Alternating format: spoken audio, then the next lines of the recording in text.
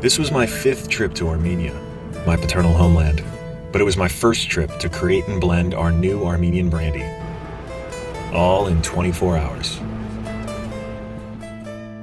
We landed at 4 a.m. and jumped straight into our van with the Flaviar Crew. These guys are the fine spirit experts, and they've spent several months passionately preparing for this blending trip. Our first stop was the sunrise over Mount Ararat. I'll never forget the first time I saw her with my own eyes. I had this feeling of sadness for what our people lost, washed over by a tremendous hope that, despite everything, we still thrive. And the world is still learning about all that we, Armenians, have to offer.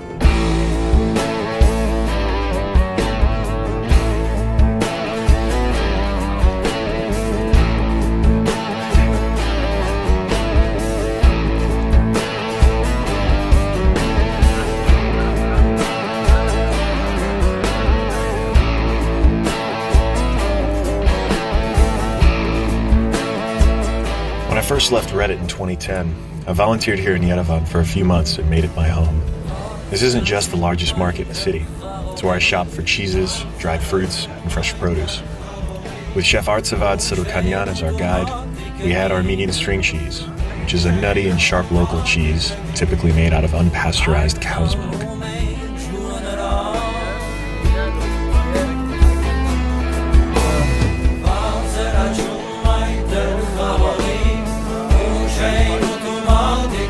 As a parting treat, we had an apricot brandy to send us on our way.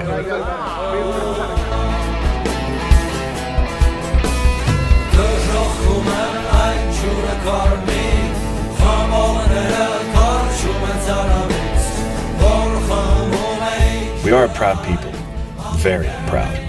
And 2 of Armenia's national treasures are chess and brandy.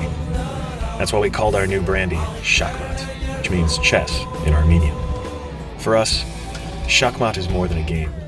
It's a symbol of life and wisdom of a people that do not fall, even when held in check.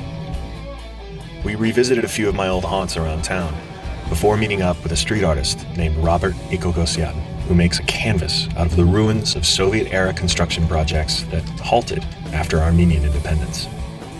Another legacy of communism here was all the deforestation that occurred afterwards, as Armenians endured bitter cold winters with limited fuel resources and had to burn trees for cooking and warmth. Today, the Armenian Tree Project works to undo that damage and has already planted millions of trees. I knew they had to be our partner, and they'll share the proceeds of Shakmat.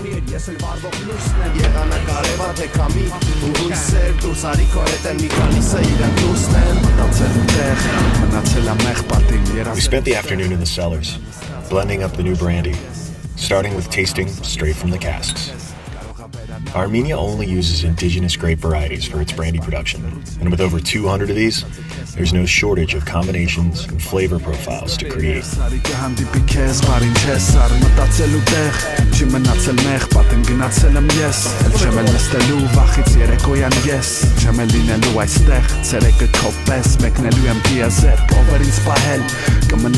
After hours of tasting, smelling, and discussing different flavor notes with the team, we got exactly what we wanted. A fresh take on what an Armenian brandy can be. With a small batch of high-quality juice that is more than 20 years old, we're putting Armenian brandy back on the world spirits map.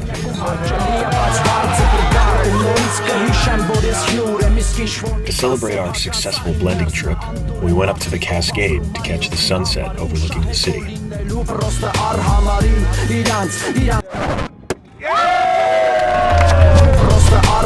And to enjoy Shakmat in a traditional Armenian way, apricots filled with brandy.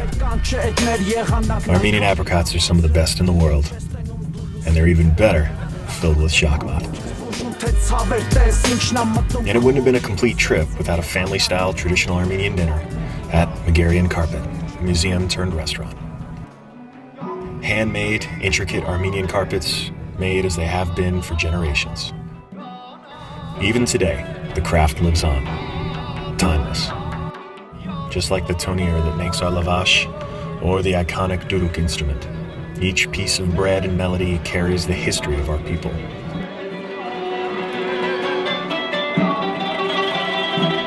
We worked with distillers across the country to find the right blend to bring to the world, an Armenian brandy for celebrating. And to round out our successful 24-hour trip, we finished it off with a party.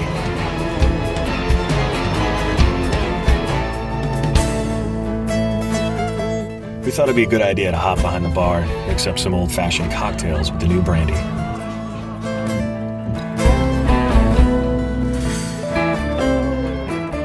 I'm proud of this brandy, but I'm even more proud that this will be many people's first taste of Armenia.